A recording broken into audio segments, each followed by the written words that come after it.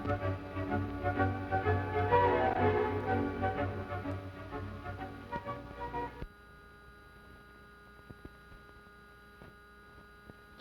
in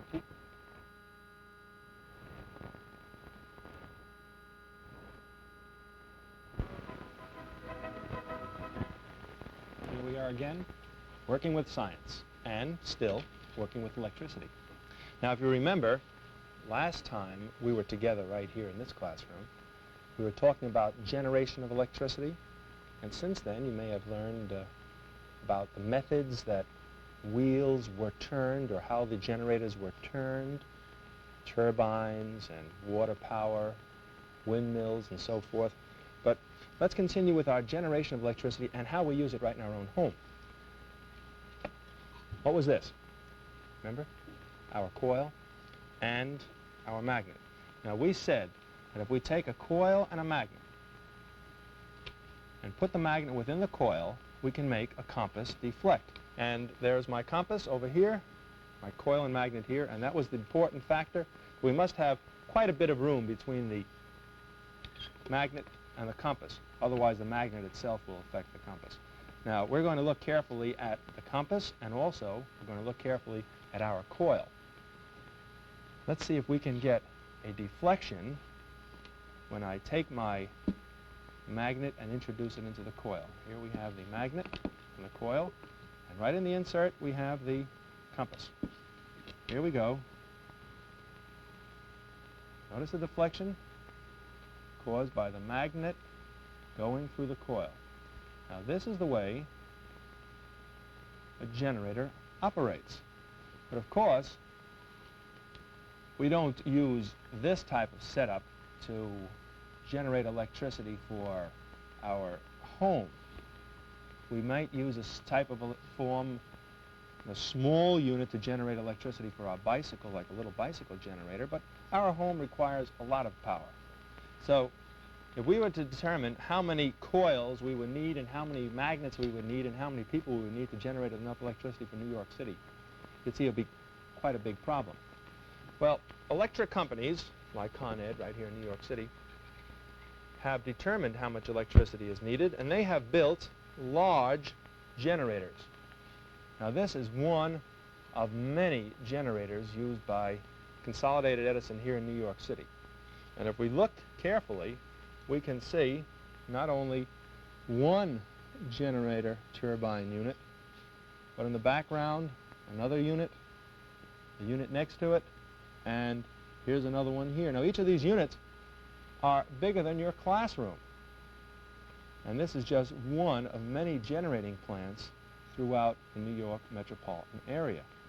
Now, the electricity that is generated in many of these plants in and around New York City is sent out on overhead cables. Not in every case, but the plants that are outside the New York City area use overhead cables such as this to generate or to carry the generated electricity. Now, these large cables are hung on pylons or towers, and the power is carried throughout the countryside. Now, many areas have smaller poles with wires on top of them carrying electricity to the homes. There is a definite disadvantage of electric wires up on poles. This happens to be one of the disadvantages. Notice here, most likely somebody wasn't paying attention to where he was driving. And here we find a pole that has been splintered and being replaced. There are other disadvantages of having wires up on poles in that they are subject to weather. Ice will crack the wires, or deposits of ice will weigh the wires down and cause them to break. The weather causes the insulation to decay, and when we have to replace wires on overhead poles, we run into this situation. Now, here we see linemen up on poles replacing or fixing these overhead wires. Now, this is all right as long as the weather is good, but if we have, we'll say, a snowstorm or a rainstorm, these fellows will have to fix the wires anyhow, and it isn't the most convenient way to work, working outdoors on overhead wires. So that in the city areas, Con Edison, or Consolidated Edison, is going through an underground procedure. They are putting all their wires underground. And here we see an above-ground, underground manhole. What I mean is, this is just a demonstration. Actually, this manhole, together with its cover, would be lowered into a large hole which would be dug into the ground. The top of the manhole would be made even with the ground, and here's a little round cover that you quite often see. Sometimes you think these are just sewerage covers and used for water, but in many cases these are manhole covers, and beneath the ground we would find many wires, many cables coming in from the outside through pipes into the manhole. And in the manhole we find the splices are arranged. Now, this is where the wires are all hooked together. Now we will find that it's much easier to work on wires. Well, we do find this. It's much easier to work on wires and cables in these underground manholes. We don't have to worry about weather. Everything is hung neatly, and we don't have to worry about the wires breaking and falling down. The wires also, cables and wires, are protected from traffic, weather, wind, and all the other forces which would tend to decay the wires and their coverings. Now, speaking of the wires and their coverings and the cables, we have with us right here a piece of cable. Now, this cable is a typical piece of underground cable used in New York City. Quite solid. And if we look at the end of the cable, we can see many groups of wires all twisted together to form large, thick, heavy wires. This is actually one wire here, made up of many, many strands. And here's another wire, another wire. And they have many of these cables going under the ground, carrying electricity to various places within the city. Now, this is one type of cable. And we looked at the cross section. We looked at the end of the cable. Now, if we look at this board, we can see that there are many kinds, and that's heavy. There are many kinds of cable bringing electricity into and throughout the New York City area. And here we find different listings of various kinds of cable. Solid cable, similar to the cable that I just described and that we just looked at, with solid insulation, and there are the wires going through. Oil-filled cable, where here are the wires. These are end views, don't forget. Here's the wire, and here's the wire. But there are holes through which oil can be pumped. And this oil will leak out if the cable tends to break. Meters all along the way show that there is an oil leak, and they can replace the cable before the wires are damaged. The same thing applies to gas-filled cable. These cables, the wires, in each case, these cables are surrounded by little holes that contain nitrogen gas. And when this gas tends to leak, it shows the people at Con Edison that there is a leak or a break developing in the cable, and they can replace the cable before the electrical wires are damaged. Now, down here we find pipe cable. A large pipe is put underground. You may have seen people doing that. You know, dig we must. Putting in the pipe, and these cables, in large bunches like these three, are pulled through the pipe and connected from one manhole to the other, to another. Now, each of these spaces, and all this space in here, is filled with oil. And again, any breakage of the cable will be signified or shown by oil leaking out and a reduced oil pressure. Now, these are underground cables. Just put our underground cables out of the way and spend a moment discussing overhead cables. Now, these overhead cables might be used on transmission lines. They're thinner. They don't need as much insulation because they are hung up in the air where there's nothing around them except air. Nothing can touch them. They can be kept cool by the air also. These are the kind of cables that in some places in New York City, these cables bring the electricity directly to your house. Now, in most cases, the electricity is brought directly to your house by underground cables. But if the electricity should be brought to your house by overhead cable, you might see something like this hanging on the outside of your house. Here we find a steel cable, right here, connected from the house, which would be on this side, to the pole, which would be on the other side. And the pole cables are taped right to this steel cable so that there'll be no weight on the electric cables. They're held in place by the steel cable, and then they are brought right down into your house. This is one way of bringing electricity into the house. And when it gets into the house, then what? You just use it like a turn-on water? Not quite. The electricity coming into the house goes through a device, a measurement device. And this is the measurement device, the meter. Electricity goes into the meter from the wall, from the cable.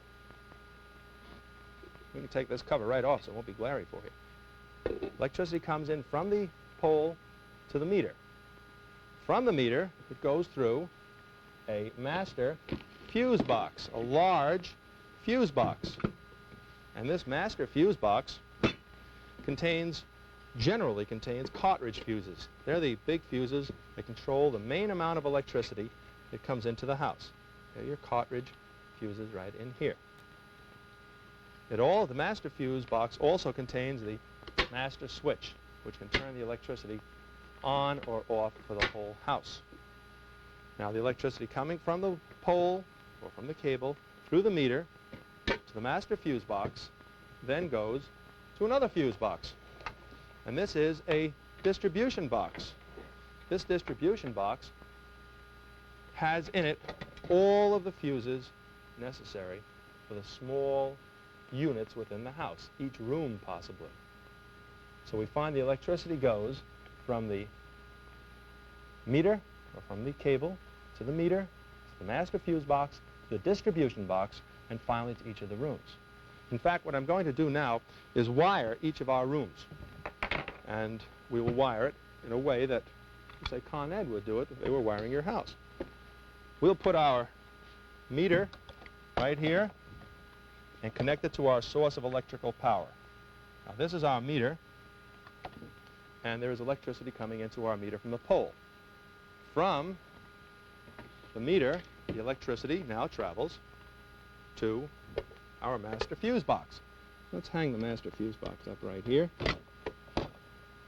and connect it to the meter. Electricity coming from the meter to the master fuse box to the distribution box. Let's take our distribution box, hang that also. Need about 6 hands here, would help considerably. Connect our distribution box to our big meter. Now we have electricity going from the meter to the distribution box, to the master switch box, to the distribution box. Now I'm going to plug in each room. These boxes simulate or represent rooms. I'm just going to plug them all in, take about a moment, get everything put together, and we'll see if our house has been adequately wired. And the other switch here, other plug. Now I'm going to put my electricity on, and we'll see if we get electricity to each of these rooms. There we are. Put it off. Put it on. Master switch controlling the electricity of the house. But now when our electricity is on, we still can turn our lights on and off in each of the rooms, the bedroom, the living room, and so forth. But if we would want to do any electrical work in any of the rooms, we could shut off our electricity to each of the rooms by using our distribution box. And if we turn our distribution box fuse, you notice we can shut off all the electricity in the bedroom, or the living room, or the kitchen, or the basement, or the other. The other might be the garage, or the attic, or the playroom, or anything else like that. So here we have brought electricity into our house, and we are using it. Now the meter itself is very interesting. I'm going to put off our master switch and disconnect our meter, and we'll spend a moment or so finding out a little more about the meter. The meter is a method of finding out how much electricity has been consumed, because the meter has in it a little dial which turns. And this dial, in turning, can tell us how much electricity has been consumed, because it registers this right on a little set of indicators. Now I'm going to plug in our meter so that we have electricity coming into the meter and plug in our, well, a lamp, plain ordinary lamp. Now let's see what happens to the little wheel, this wheel here, when we use, here's the wheel, when we use a small amount of electricity. Okay, so we can see the wheel, plug it in, and we see the wheel is turning ever so slightly. We're using a very small amount of electricity because we're using a lamp. Now how about if I plug in a toaster?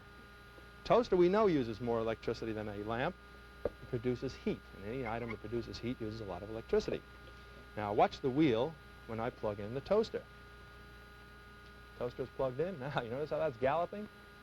Now this wheel will indicate to us how much electricity has been used, and eventually make the little needle or little dials turn right in the meter. Now the fellow that will tell us how much electricity actually has been used is this fellow right here. He's the fellow that reads the meter. He goes from house to house, and by looking at the meter he can tell us how much electricity you have used one month to the next. Well, we brought electricity into the house. We've seen it up on the poles and in the meter. We even see how you pay your electric bill. Now, what have we seen in total? What are our big understandings for today? Well, one of the understandings that we have is that electricity used in New York City is produced in a powerhouse and, of course, distributed by cables. Now these cables, talking about the cables, we see that thick wires overhead or underground bring the electricity from the powerhouse to our house. Almost sounds poetic. Now we have electricity produced in the powerhouse and brought to us by thick cables, either overhead or underground. Now naturally within the house we have distribution through the distribution box to each of the rooms. Now I've got something right here that you're going to be working with your teacher next lesson. We've talked about how electricity is produced, and we've seen pictures of generators. Now here we have an actual generator. And when I turn the crank, we get a little bit of a light glowing there. Now what I'm interested in is this. How does this work? And you and your teacher are going to investigate the actual generator. I think you'll find it quite interesting, and it should bring all the things that we've talked about together. See you again next week. More Working with Science. Till then, bye.